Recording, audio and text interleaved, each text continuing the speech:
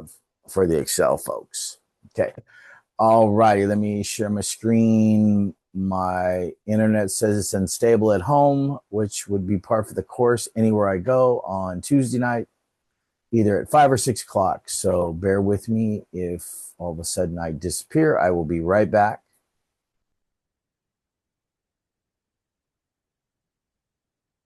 I will not leave you. All right. Because my cursor is just jumping all over the place. Give me a second here to get my cursor to talk nice to me.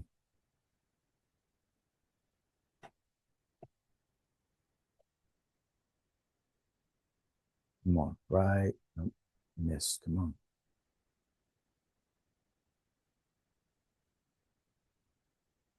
What in the world? Did I get it? Nope, sure didn't. You're jumping from screen to screen. There we go. Sorry, guys. I don't know what's going on here.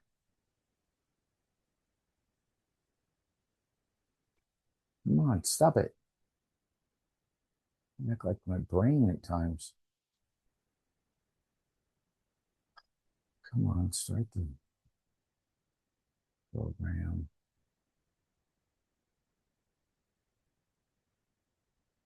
That worked. Come on, sunshine. There it goes. Hey, maybe not. Do you see it full screen or do you see a regular screen? What do you guys see? Do you see a green screen with week 13 on it? We can see that, but we also see on the left side the coming up slides. All right. I don't know why that happens, but let me see. Ooh. What in everything just went black. Hello? There you are. What in the world is going on? Now we just see the one slide. Fantastic. Let me see if I can make this work. Okay, so I'm going to start with a recap of the correlation. Okay. Remember, we're looking at a relationship between two variables. Again, we're not looking at significance. We're not looking at anything else. It's on both screens. Oh my gosh. I'm so sorry, guys.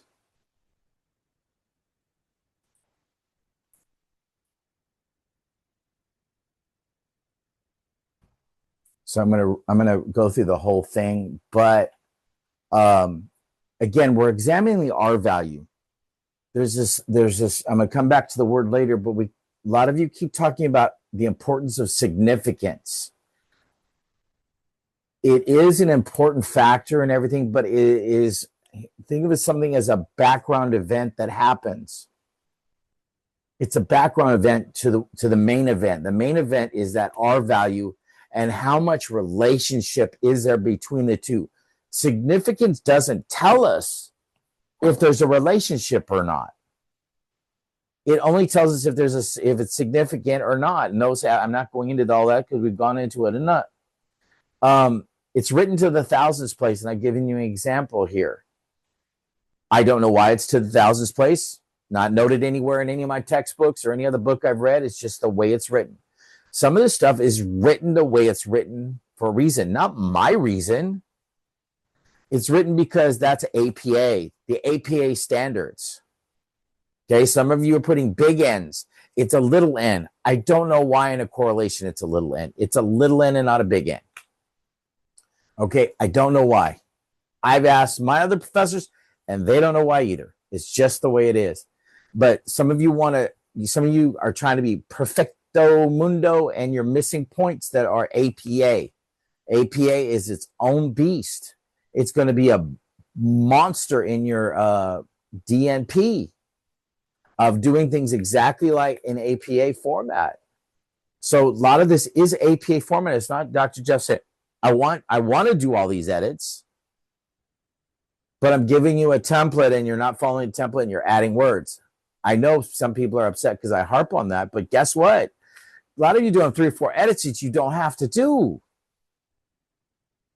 The discussion is supposed to be the conclusion, period.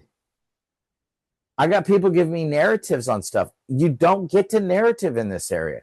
That is what your discussion is for. So, I mean, if you want to cut down, and I've got a couple people already done with this week's work and did a great job. Just did what I asked, got it in there. Followed the directions to the T and got this week's work done. They're done for the week already, probably not even in a room. Okay, and if you are, kudos. All right, let's see if this moves. The biggest thing when you're writing it up is to note the strength and direction. And last week I gave you those. Okay, and I got people that put large and other words that are not in the video, and on top of it, it's not in your textbook because you're supposed to be reading the textbook. I mean, how many pages do you have to read for your textbook? 4 pages? I got wrong answers in the first one, which is the same as the book. The data's in the book. The very first one is the data set from the book that is written up in the book, and then your answers are already there. So if you're checking your answers with the book and you got it right, and you do the same thing the second time and you write it up like you're supposed to, your homework's done in no time at all, period. So, I mean, and understand that when it comes time for the final, I'm grading it on what I'm asking you to do. So if you're putting a whole bunch of stuff in there, I don't know what to tell you, because you're changing, you're repeating things. You've already stated twice that it was strongly, in one of them, let's say strongly positively correlated. And in the end, it was as weight went up, it was correlated to so-and-so going up. The word correlated, if you're writing it in that sentence, it should have been strongly positively correlated, because you just said it was correlated, but you changed it from what it was at the top. That's how exact writing results sections are. And you're going to do this in your DNP. They may have you do something different, but it's going to be on the same lines. You're going to write a purpose statement. You're going to write a research question. You're going to write all these things. You already know how to do it. Most of you already know how to do it. I still have people putting significance in the hypotheses. Why? We're not looking for something to be statistically significant. We are looking for a difference. And then the backside of that is when you either fail to reject or reject the null, or you reject the null and accept the alternative, you're saying whether there was a difference or not a difference. And that's based on the p-value. But having those words in there, if you're looking for something, you're telling me that you are only looking for something that's statistically significant. So in other words, you're not on both of them. If you're only looking if it's below 0.05.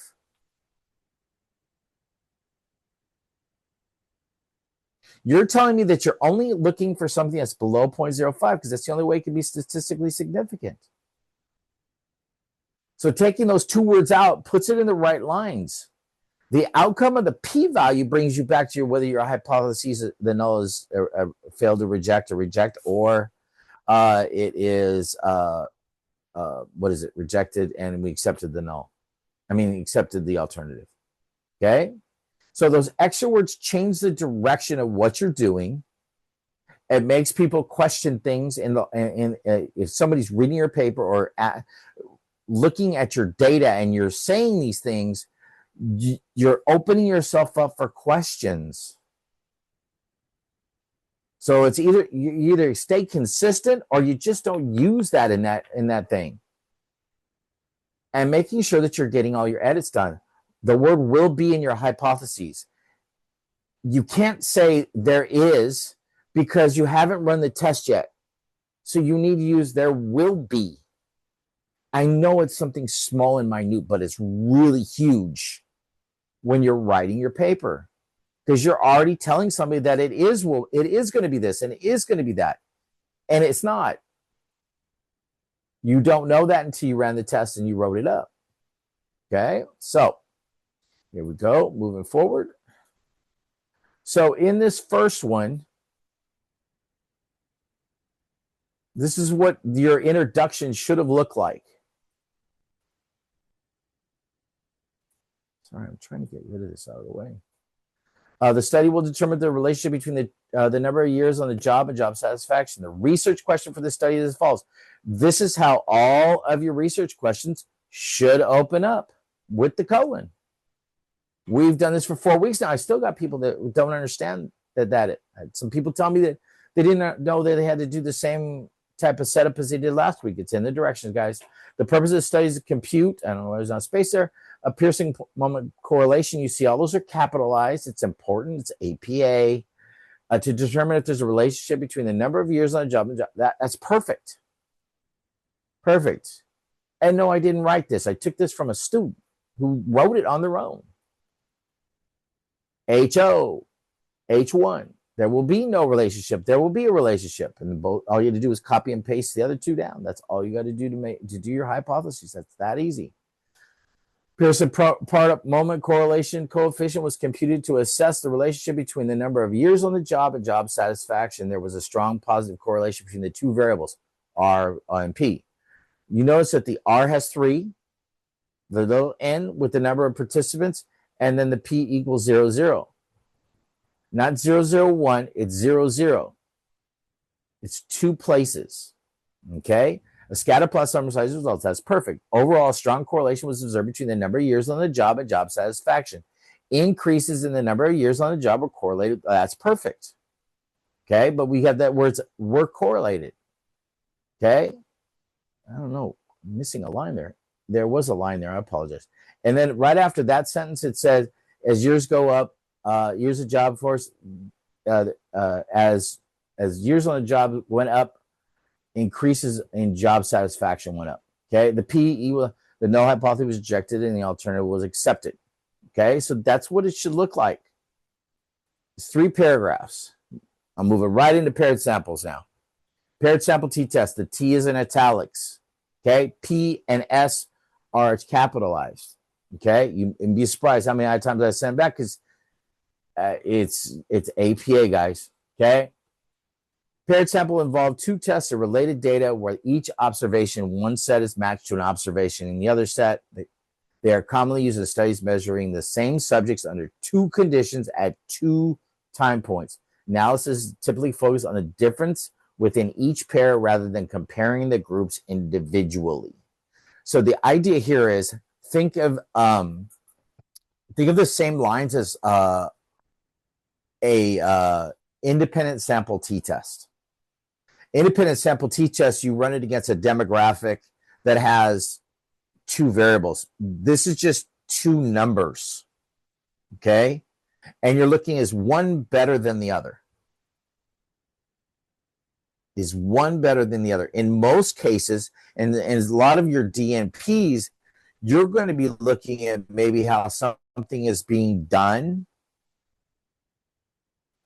and you're going to do a pre-test and a post-test. Now, that's really what it is. It's a pre-test and a post-test. It could be two numbers, like a math score and a English score. That's one of the biggest ones that's out there, in a lot of the textbooks. But when you look at those numbers, they're basically the same thing. They, in the idea that it can be before and after. It can be a pre-test and a post-test. It can be a set of survey questions and 2 different survey questions. Okay, it could be 2 mile times, beginning and the end of the semester. It could be the grades. I can give you a pre-test in this class and then give you a post-test at the end of the class to see if you all the things I know you needed to know, you actually know.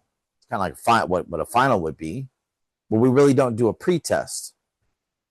It could be anything in the hospital. We're going to do one that I found about waiting room times.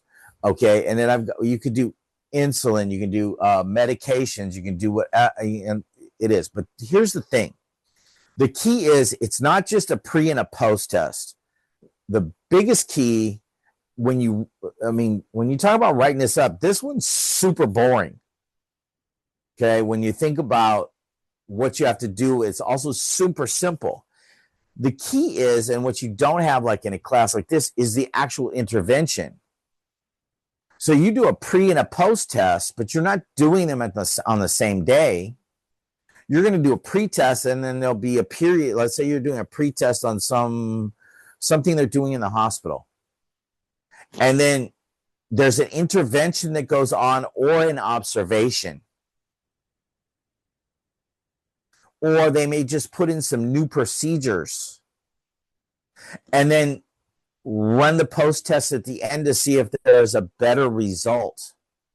And you look at the pre versus the post. You don't care which one is better than which. And when you're writing your paper, basically that, when you go to discuss it, when you're done with it and you lay it out like you're going to see in the example, the bottom line here is that after everything is done, you're going to go back and look at your interventions to see if your interventions worked or they didn't work.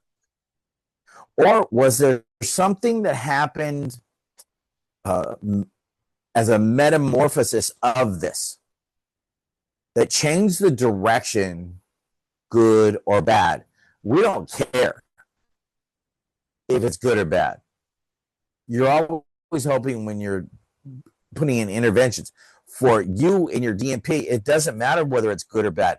You need something to write about. I know that sounds really crazy.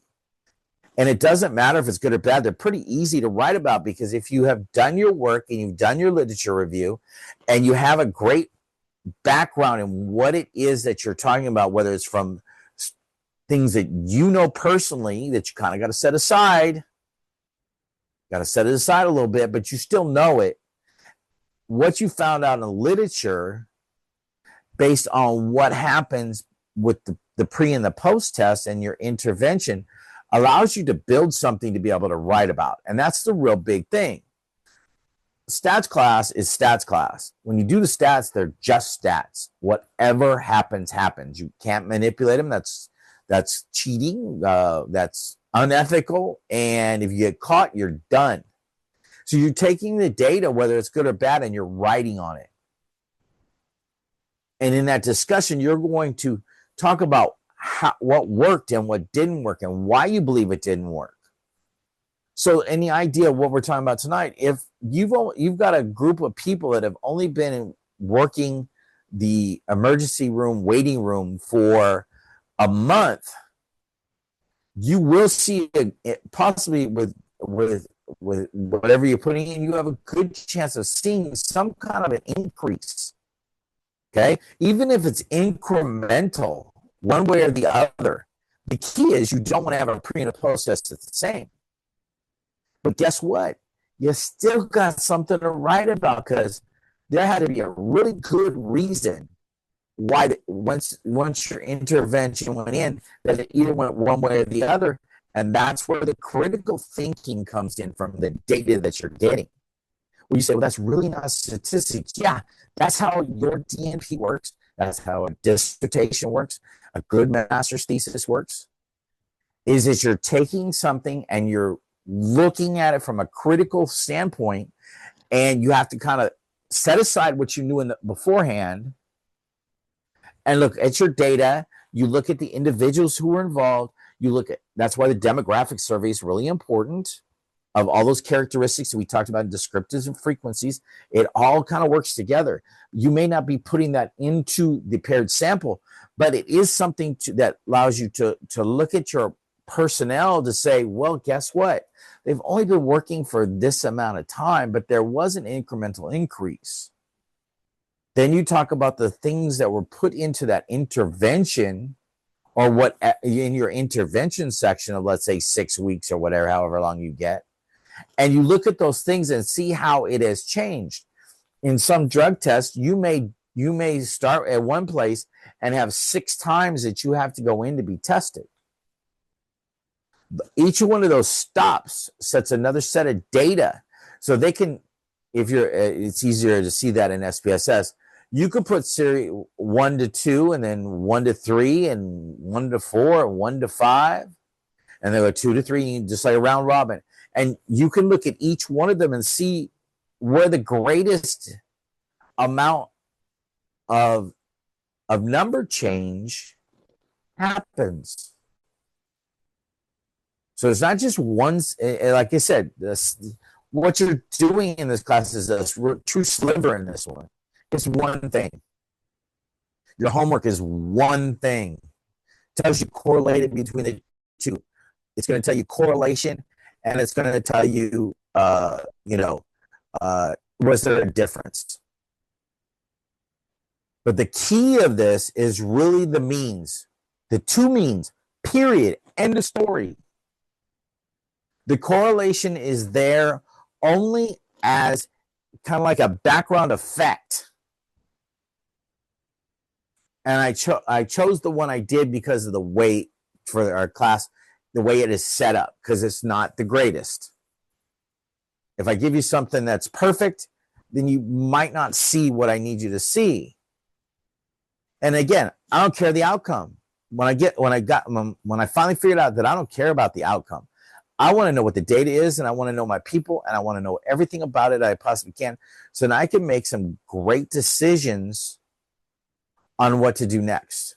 I'm going to be able to explain the possibilities. Keyword there's the possibilities of why these numbers didn't change or did change, and then I'm going to be able to offer ideas to run the test again later on with a new set of parameters to kind of push it forward. The difference is a lot of places you work, they come in and say, we want to change this, this, and this. And you're at work and you go, that's not going to work. And they go, yes, it will. Yes, it will. Yes, it will. And the problem is, yes, it will. Except the problem is it doesn't quite look at the consequences. If it's only an incremental change and all it does is add a little work to you, what good is it? What good is it? If it's something that can be replicated across every nursing department in the hospital to where it's going to save time, or it's going to save energy, or it's going to save lives, that's what you're really looking for. So, I mean, you have to put yourself in the mind of where you believe it was supposed to go, and then stop thinking about that. And then look at your data, and you're asking yourself, well, these numbers happen this way. Why did these numbers happen this way? And what could be done differently? Kind of like I always tell the story about the mile run. Take everybody in the class, tell me got to run a mile run. I say everybody should be able to run the mile in 8 minutes. Everybody runs the mile, and the mean comes out as 9 minutes. Well, how do I get them below 8? What intervention now do I put in? Well, I can go back and run another one sample t-test, but I'm still only going to be running on the new numbers to get that number. But I don't know the difference in the group between the first one and the second one. I can look at the means, but paired samples, you pop it in and it's going to give you everything you need. All right, so that is that. All right, so here are some ideas to give you an idea real quick. I'm not going to spend a lot of time on this, though, but here's the scenario. Pain managed intervention, pain scores before and after a treatment. Where the purpose of this, the purpose statement would be we're looking for a reduction in pain. Blood pressure medication, BP before and after with medication. The test is looking, is there a drop in blood pressure when we change the medicine? From the point we gave the medicine at the end, or if we changed the medicine, was there a beginning point and end point that was different? Did it go up? Did it go down? Anxiety and education session, same thing. Wound healing and new dressing. Wound size before you put to, let's say, the after, and the after would be, is it smaller? You take measurements and you put those measurements in before and after. But the intervention would be how many times did you change the dressing? How much medicine did you put on? Those kind of things. And that would be some. Oh, sorry. Whoa, I went black again. Why?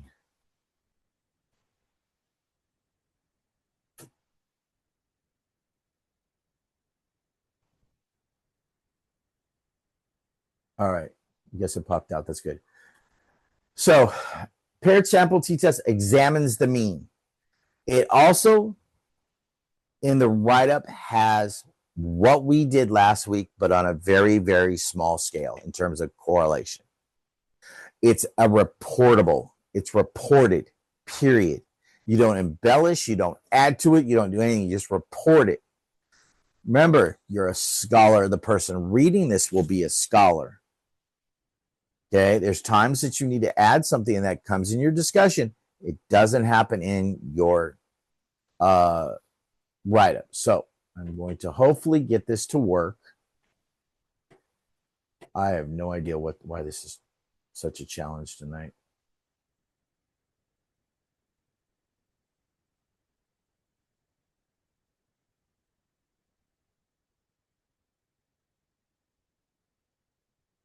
Wow.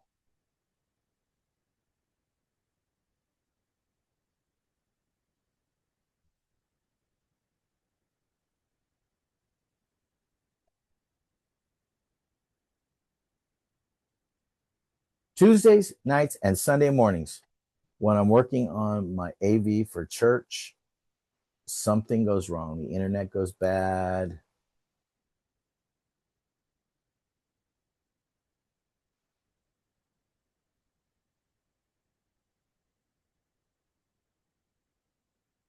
Glad I started at 5 tonight. Come on, open.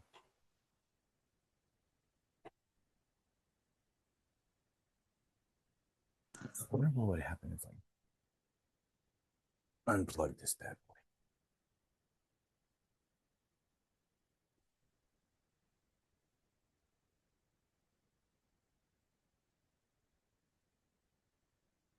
boy. Okay, you guys see the Excel form on the screen?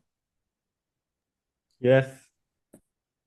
Okay, so in this example for Excel, I'm not running the Excel because that's in the book. Okay. We are in both this and the SPSS data set I'm going to show you. We are looking at the minimum hospital waiting time in the waiting room. Okay. And we're looking after. So we did an intervention. I'm not getting into the intervention because it is what it is. Because it's not really a factor. You just need to know that this was over a period of 6. I'm just going to call it periods. I love 6 weeks. So period of 6 weeks. So we looked at the time, all the times, and we have like 244 or something like this. And basically what I did was I went over to data, and went to data analysis, and I am gonna show that one real quick. And I'm gonna data analysis, and then I'm gonna do the paired sample. Paired to sample for means right here. Hit OK, and I'm gonna go through the steps. These are the steps in the book are perfect. Okay, except they don't give you one of the values you need. So basically, I've already done it. I just have to unhighlight it, give it some color here. So we're going black. Okay, so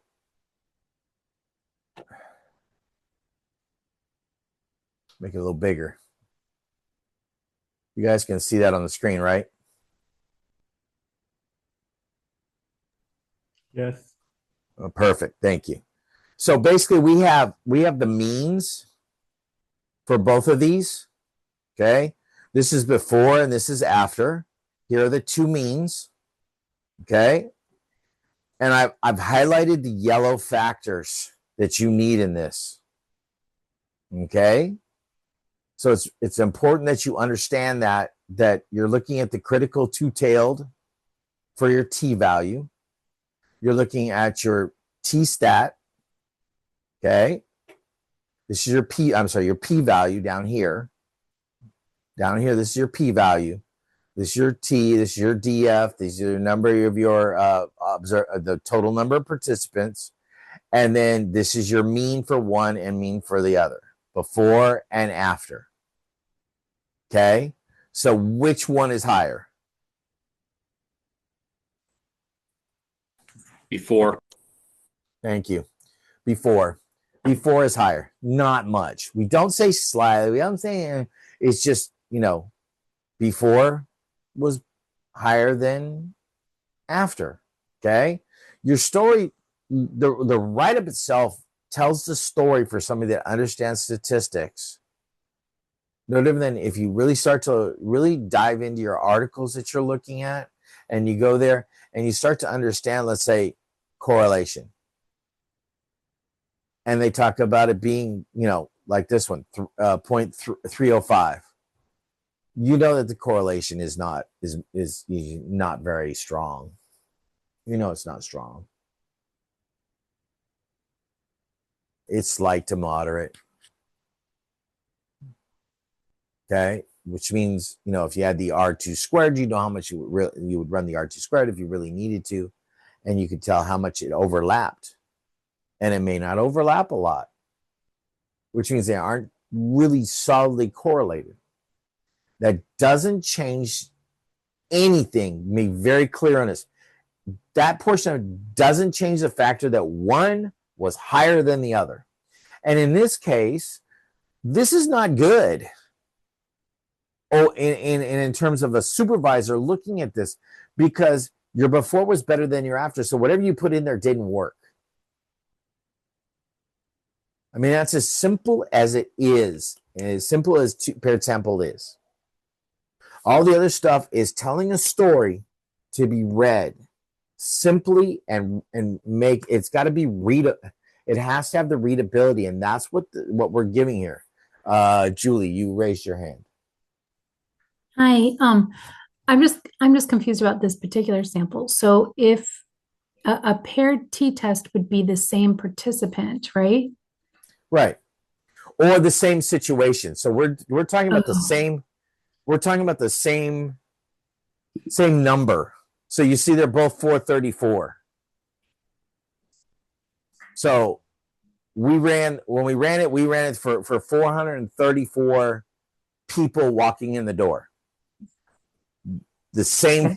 Not the same people, but the same situation created 434 more at the end. So we didn't do 435. We didn't do anything less or more than what we did in the first one, because now it equals. If the two don't equal, your numbers are off. Okay, so I can wrap my head around it. It could be a person waiting because they have an appendectomy, and then a different person waiting because they have an appendectomy. It doesn't have to be the same person. It doesn't have to be the same person. Okay, thank you. Yes. So, I mean, one of the lower scores in there could be somebody that didn't, if they didn't wait in that waiting room, they were not probably not involved. So if they came in on an ambulance, they went right to a room, they're probably not involved. They came through the door, signed in, did the whole thing, and it's from I'm going to call it from the point that they walked in the door to the point that they went to the back room to actually go to sit in a room. All right, Karen, your turn. So the 434 is your N. Is your N. Okay, thank you. And the DF is 433. There's only one variance here. Okay. Only one that's free to vary. Okay, so Pearson correlation is here. The problem is, to finish your write-up, if you're doing this, you're going to have to go back a week, and you're going to have to do the same thing you did for the correlation. See if I can get this right. Okay, and then let's see, I need to make this one black, and it should come up pretty soon here. Bam, there it is. So we have our art squared. It's going to be the same. If I take this one, like I told you before, and I turn this and I go here and I go to format cells, and whenever it comes up, I change this to a 3 and hit OK. It should come out as 305, the same. Observations, for some reason, are different. Don't worry about that, because what you're not really worried about that one is over here, you're looking at the F. And that F is the same as the p-value down here. So if you go down here to this last one down here, and then you format the cells again, because it's going to look like the one above, it's going to come out as 0, 0, 0. This is for your correlation sentence. Okay? the full sentence. That's everything you need for the full sentence. But you are at 434. I have no idea it's 435. It's one of the special things about Excel. Okay. So bottom line is that you have your means, you have this, you have your t value, you have your p value, and this p value is for your paired sample test. Okay. This p value over here, this one right here, is for your what do you call it? For your correlation. Okay. So this is Excel. So if you're doing Excel, this is what you need. And I didn't record it, so I have to do it tomorrow. Good job. All right, let me see here. Let me see if I can get this to go away. And now I'm going to bring up SPSS real quick, and you can take a look at this one. Okay. So this one also has 435. So I don't know what's wrong with the other one. It's not a problem. Your numbers are correct for your testing. So you can see here that there's multiple things. I'm not worried about the effect size one. Don't stress on it. You're looking at these three right here. Okay. And honestly, you're only looking at the T and the DF and the P. So on this first box, you can hit right click, you can hit edit. And then when the edit box finally comes up, you'll see that it's in edit mode. You can go over to cell format. And, oh, I'm sorry, I did that wrong. Let's try it again. I got to click the box here. Now I can turn this into 2 to make your life easier. 435, standard mean error. I don't think you, yeah, I don't know if you need that. But you can highlight both boxes and you can move this down to 2. And that way you always got the right answer coming out. You can do the same thing on each and every one of these. And I don't know about this one, but I just thought about this. Let me try this real quick. Edit. So if I take this and I click on that box and I do the cell format and I move it to 2 and I hit here, don't think it changes anything. No, it doesn't. So this is really 0.00. Okay. So let me go over the boxes again. This is part of your paired samples. This box right here that I highlighted. You'll see this says paired sample. This is the paired sample. Okay. Those are your 2 paired sample. This is your correlation. Okay. Correlation is 0.305, and that's at 0. And there's 435 participants. Down here, you've got your means, which are the same as over there. Okay. And then we have 435. And then you go down the bottom box and you have your T value, which is 1.16. Your DF is 434. You have your P value is 0.25, rounding up 2 places. Okay. So I really needed that to work, and I don't know why it's acting up tonight. Give me 1 second here. Let's see if you needed a break, needed a vacation for a second.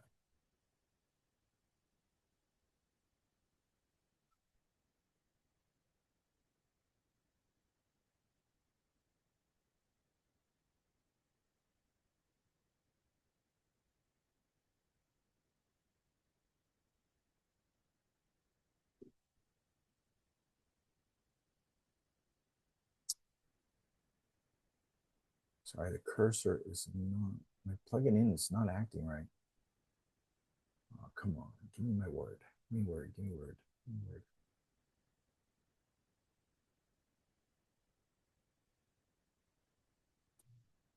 Oh, there it is. Hallelujah. Okay. So this was sent out to you. It's just like the other one. Do not turn this in. Okay. And we're going to use the data that's here. This is on caffeine and no caffeine. Okay. And I don't know if I'm going to be able to type in here. Let's find it. Let's see if the cursor. I can unplug this now. See if that helps. So basically, we are. Hold on. All right, I'm back. A paired sample t-test was performed to assess, and these two are the actual variables. The variables here are caffeine and no caffeine. So let's see if this works. Caffeine.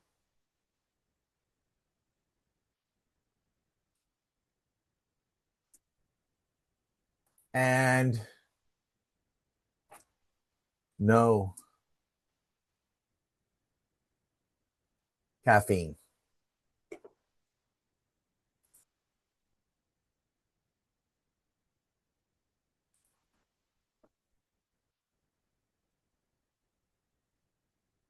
Okay, caffeine and no caffeine.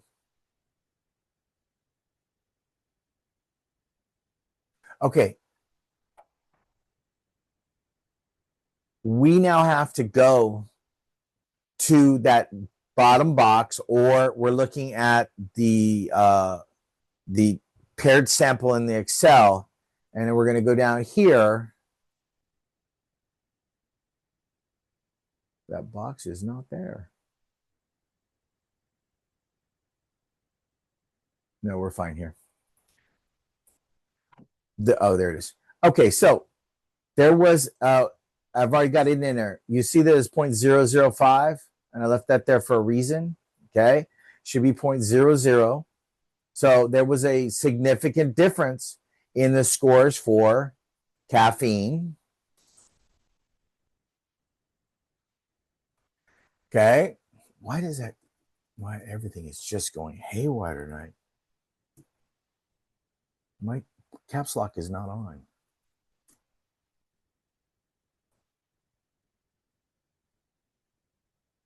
There we go. And then the mean comes from that top box, and that's 5.40. Okay, and the SD is 1.14. And no caffeine, which is 9.40.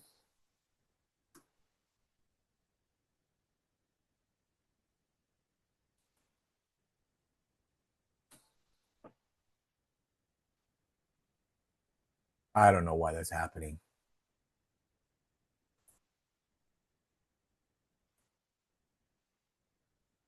So the mean there would be of 9.40, and it would be 1.14. So I don't know why.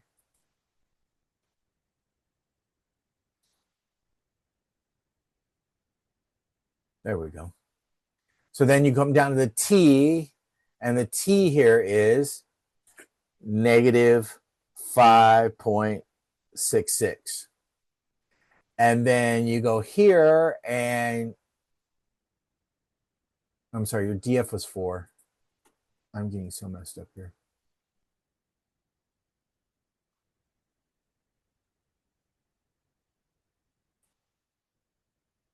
It's my cursor.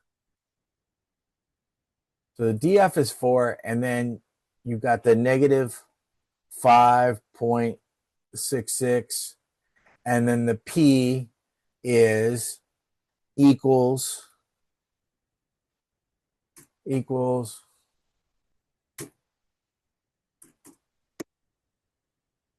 and then it's 0.00. Okay, so this is the write-up for your numbers. Okay, then you're going to report the correlation. Okay, the correlation was reported as what? What type of correlation is that? Positive. Positive. Perfect. Now, what's the strength? Small, slight. Mild. Small, slight, mild. I don't know. I'm not sure about mild, but it would pass. But it's either going to be low, small, or slight. I would probably say small.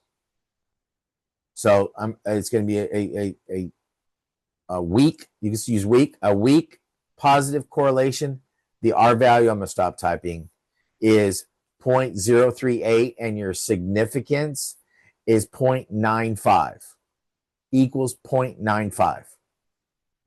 Okay? So, looking at the means here, we know that the mean for caffeine, no caffeine, was higher than caffeine. So, let's give you the background on this now. This is a test that was run with 2 groups of people, 5, and it was a controlled group. So 5 are drinking caffeine and 5 are drinking no caffeine. Okay? And then the test was run on how many hours they slept. So this right here is not how many cups of coffee they had, it's how many hours they slept. So those that had caffeine over the test period only had 5.4 hours sleep, and no caffeine had 9.4. Well, it just tells me that the people that drink aren't drinking caffeine got more hours of sleep. That's the simplest answer that you can give to it. You don't know anything else. Okay? So, in essence, if we come down here to here, we know that there was a very, very slight, I almost used mild, weak correlation here. It's almost at 0. Okay? So when you would do your scatter plot, the numbers would be dead center. It would all be grouped together in the middle. Okay? And then here is the actual write-up that we just did. This is the beginning. And we're basically, at this point, we're right about here. The correlation was reported as a positive slight correlation at R 38, 9.51. These results suggest that caffeine really does have an effect on hours slept. Specifically, our results suggest that when humans consume caffeine, the number of hours they sleep decreases. And it's that simple when you write your conclusion. It's not when one goes up, when one goes down, like you have in a correlation. And in this case, you do have a positive correlation, so they're both going up. But when you write it, okay, and it's true, but the problem is the numbers are going up. Let me see if I can say this without stuttering. When you look at the numbers are technically going up for no caffeine, but they're drinking less of the coffee. Drinking the less of the coffee is only for the variable. The number of hours that they slept went up. That's the most important part. Okay? And then you could say, as in the same way in a paired sample, you could say, as if the participants, our results suggest our results suggest that when humans consume no caffeine, the number of hours they sleep increases. Either way is perfect. Okay, either way is perfect. They both read well. But what I'm trying to teach you is, if you understand the numbers now, because all the numbers, you basically kind of done all the numbers. You've already know about the difference in the means. You know about this. So if you really took a moment and you looked at it, when you look at yours, you should be able to see the story developing and the important parts. Okay? And so now you have a hypothesis. Your hypothesis would be there will be no difference, or there will be a difference. So our p-value, okay, is our p-value for the paired sample t-test significant or non? Significant. Correct. Remember, the p-value for the correlation is just a statement to let you know, and it's kind of like a checks and balances between the two. So you know that there's a difference, but now the R value tells you that there is a difference, but it's not very much. Does anybody know why that R value is low in this situation? Anybody have a guess? We do it. Dun, dun, dun, dun, dun, dun, dun, dun, dun. The reason the R value is low is because there's only 5 participants. Okay. So understanding that whole thing, the lower the number of participants, you have a greater chance of your R value being a little bit off a little bit. If I had 100, my R value may change, but the value, because the values will change. Everything in here is correct. And if this was a test that you were running and this is the participants you had and you ran a list, that's what you report because that's truthful. And you don't worry about the rest. Because basically having a low number of participants is a limitation that you would have put at the very beginning, in the beginning of your chapter 1, and you'd be fine. You have labeled it out. Okay. So basically this is how you write it up for both of them. I see your hand, Karen. Let me finish the last statement. So we are doing the same thing we did last week. You have a introductory sentence, a purpose statement, a research question. You have your hypotheses. You turn around and you have your write-up, and you don't really need a discussion in this one because you can do it all in that one paragraph. And a lot of you did that correctly. Thank you. You did a real good job last week of not doing it. But again, where in there does it say anything about significance? It only goes to your hypotheses. It only goes to your correlation. It has nothing to do with your conclusion. Okay? In terms of your conclusion, it does nothing for your conclusion. It does nothing. It messes up your hypotheses. Yes, Karen, how can I help you? So since there's 2 p-values in our write-up, but the one that we're going to, the one that's going to determine whether we reject the null and all that stuff is the p-value that's in the paired sample tests. We're not looking Right. at a correlation. And the way you always remember that is it goes with the T. Okay, got it. The P to the T, not the P to the R. Okay. That's the way I remembered it. So if you can see that the story, you have every part of the story that you need there. There's nothing to add to it. You know, there's nothing to add to it. And this is exactly how it's supposed to look. If you do it just like this and you figure it out, the only place you can probably mess up is really the conclusion. Okay. But the conclusions I've gotten so far are so on point. I mean, I think I've got 5 people that have already finished all their homework this week. Or I had like one little tiny edit. But again, introductory sentence, and you got the 3 elements, the purpose, the introductory sentence, research question, purpose statement, hypothesis separated, do the write-up, homework's done. You don't have to run a what do you call it? Scatter plot or anything else.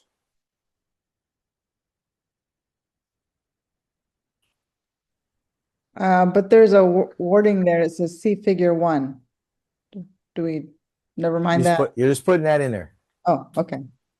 Because you would, I have you do that for practice, because if you had to do it for your DNP, you already know what you're putting in there and you practiced it enough. You go, oh, I need a figure. I need to have something in here that says figure. Some of this is practice. I can't tell, like I said, I can't tell you what direction your DNP is going. But these are the things that bottom line, some of this stuff just saves you time in your DNP. What saved me time is that I was a relative expert in APA, how to do citations, how to format my reference page, how to make sure I had what to do, how I went through to make sure that every time I turned everything in, that all my citations matched. which blew him away until he found out I taught it and kind of blew it. But I had been browbeat so bad in my master's about APA that when it came time to do the dissertation, I didn't have any problems because I had my pattern down of how I saved my articles, how I saved all my citations, and I saved every article that I touched. I didn't just pick the ones I wanted. If I opened it and I read it, it went into a file, because some of those have quotes that you're going to need to use later on. So I didn't have to go back to the library when I went back to do my discussion. And there was something else. I had articles that might have been on that topic. I could go back and skim them, find a citation that goes with it, and a quote to back it up, and away I went. So it's not just telling the story. This tells a little bit about the story, but it leads into your discussion where you have got to back it up with previous literature. Because it would be great, it'd be easy to write your dissertation if you just said what you thought about it. But if you will interject yourself, because in your DMP, you don't, in a dissertation of any kind, you don't interject yourself a lot. It's not a narrative. It's not what you think and what you feel. No one cares. It's what happens in the past. What happens in the past. What you're going to do right now in terms of your methodology. And then your results are dead boring because it's based on the data. And then you come back at the very end, and when you're discussing basically the date, what you found into previous, now you're interjecting your actual thoughts without saying the word I. A lot of times you're reiterating stuff and adding to it in the end. Those are kind of like at the end of everything where you're doing your transition, your voice comes back out. But there's no voice here. And a lot of you still want to put your voice in there, and it's not a voice. This is what it is. This is what it says. This is where we're at. Remember, again, that's that sliver effect. Because you're going to have all these slivers that you're going to put together, and you got to put it in your brain and slow everything down and say, what is this saying to me? And then you're going to write the direction. I call it, at this point, I'm going to tell you what it is, my analogy of it, so you'll understand when you get to it. You have all this previous stuff, and I put it in the idea of the Wizard of Oz. Okay, you think about how Dorothy lands and she meets the Tin Man and the rest of them, and that's like your literature review, because she's finding out about all kinds of stuff, and she's finding all about the Tin Man and the lion and the Scarecrow. That's kind of like your literature review. You're finding out everything you can, and then it goes. Then you go into your demographics of who you're dealing with, and that's kind of like after she's kind of met them, now she's kind of getting to know them and how each of them really, really work. Okay, and then you hit the yellow brick road, and that's where your data starts. Think of it this way: in that there's a yellow brick road, and it goes up to the wizard, and the wizard is graduation. Everything you do data-wise turns into fruit trees. So this one section is apples. Whatever that topic runs around is apples. And the next one's oranges, and you got pears, and you got pineapple, and you got all these different ones. And you start going through the data on apples and whatever apples is, and you're going to grab the best ones of that data and put it in your basket. And then you go to the oranges, and you keep going all the way to the end, and you can see the wizard, and that is graduation. Okay? Now you've got this large bucket of data that you pull down in different, let's say, oranges, apples, whatever it is. You're going to take all that data, and you can't hand that to the wizard and say, go ahead and eat all this, because he's going to eat one and he can't do the rest. You're going to take that and you're going to chop that up into little pieces, and now you're going to discuss this in your discussion. So we're going to take all those little things and we're going to turn it into fruit salad. Now when you go to present it, those little pieces that come together not only are separate, But now they all, as I take a spoon, I may get a whole bunch of stuff because all these things intertwine with each other and are very explainable. And I take it and it tastes good. And now I'm at the Wizard and I get to graduate. That's pretty much the best analogy I can give it. The better your data is, the better you have prepared yourself to understand a lot of the stuff before you get to the point where you have to make a decision if it's what you already thought or what is something brand new. Okay. All those things that you can put out there, you're going to find yourself really, really prepared to be able to defend what you're talking about. It can't be done on a Sunday night, only on a Sunday night. It's something you have to dive in and just bang out something every single day, and it will start to manifest right in front of you. Knowing that when you start this process that you will not know what you're doing and where you're going. And be okay with that. It's kind of like what the problem with this class is.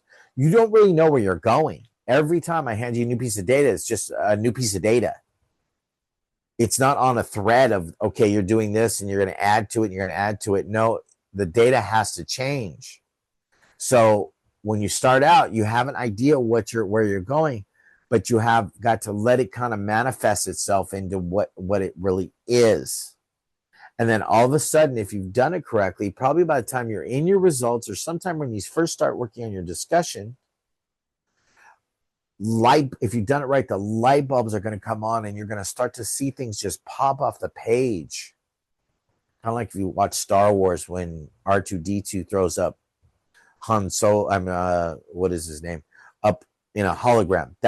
I've had people give analogies like that. Man, it was like just a light came off the page and I understood what the problem was and what they were dealing with. And it made the rest of the paper so easy to write. And that's the whole goal. So if you kind of understand that whole process at this point, you're going to take all these little things and you got to sit down and go, what does it all mean? And if you've done your pre-work and you've done your literature review and you know enough about your topic and you know enough about what happened in whatever it is you're doing, when you come to that last step, when you're tired and you don't want to do it anymore, it's going to have what we call as flow. You're going to reach flow. And flow is when skill meets challenge. And I see that this week already. I see people that the challenges out there to do it, and they put the skills that they've learned so far to action, and their homework's already done. So it's the same thing in your dissertation, in your DNP. If you picked a topic, you dive into it, you learn as much as you can and become dangerous.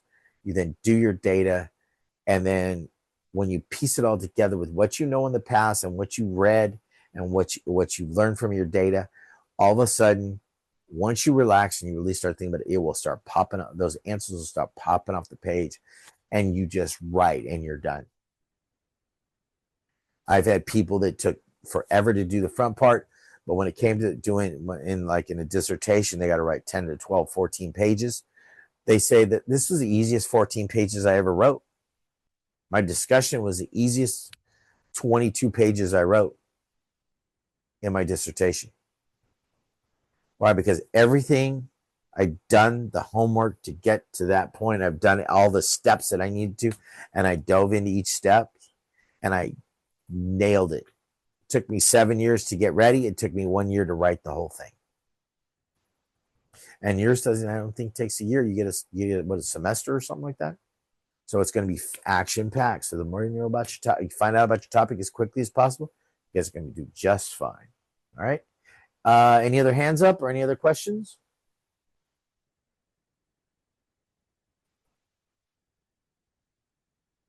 Trying to come back. Any other questions?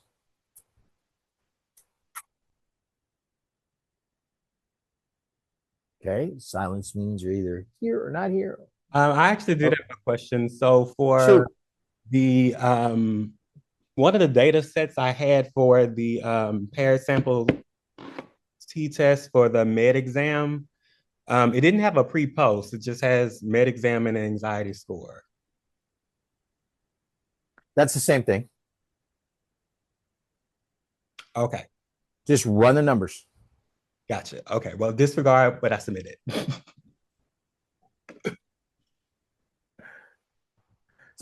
So may I ask, what did you do with that? I just ran the correlation because it looked similar to the data last time. Yeah, the data. Yeah, this data is going to look just the same. All you're worried about is the numbers.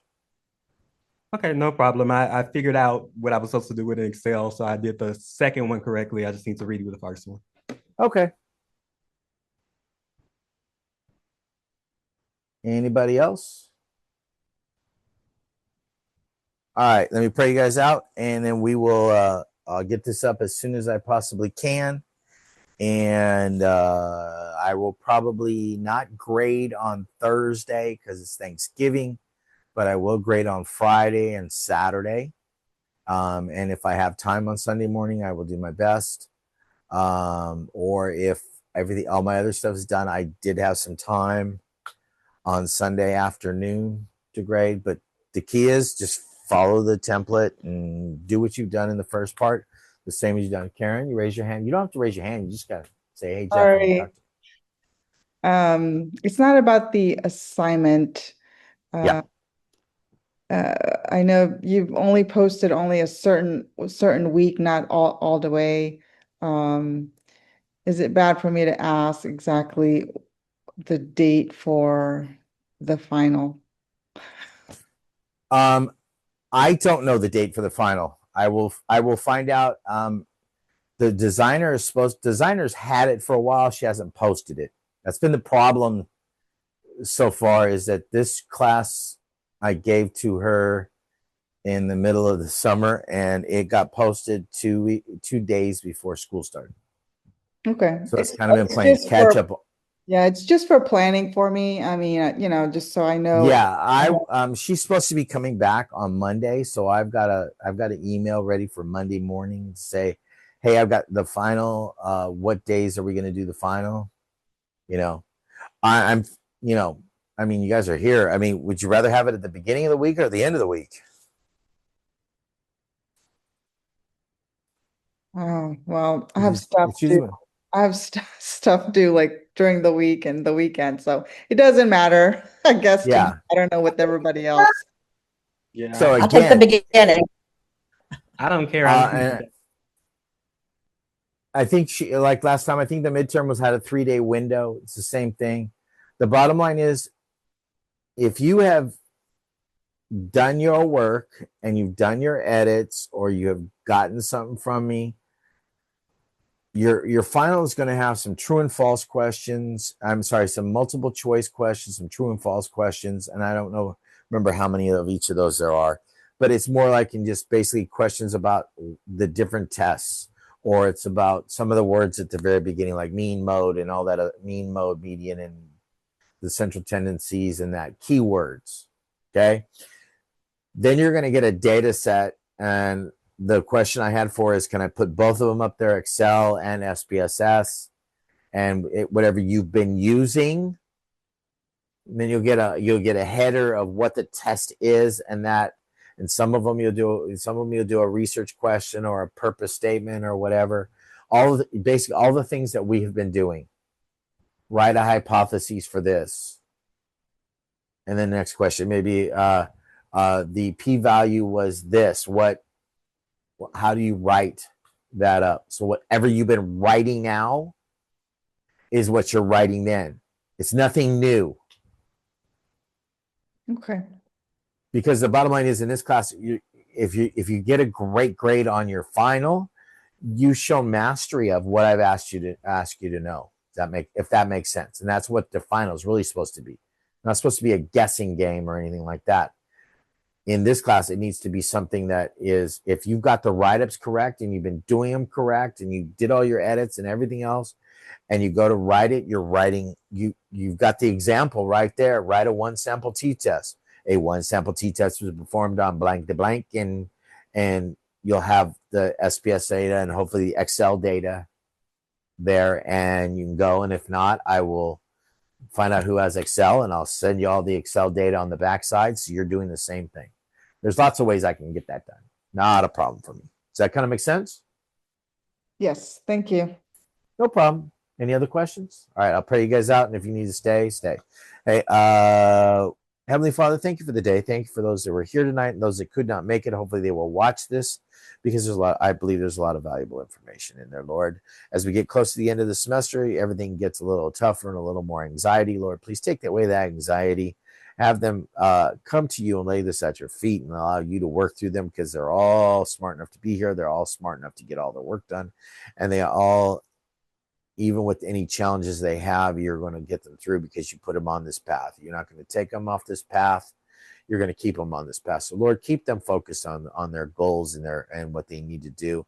Even when trials and tribulations and the devil rears this ugly head, you're going to use a little whack-a-mole and knock it down, and you're just going to keep going because we believe in you and we believe in everything that you're giving us to put forth to become better at our jobs, better at what we do, and that. So Lord, please keep us healthy and safe and prosperous.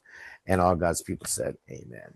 All right, guys, if you have any other questions, you're free to stay. If not, sign out, and I will see you next week. Same time, same Happy Thanksgiving, everyone. Happy Thanksgiving.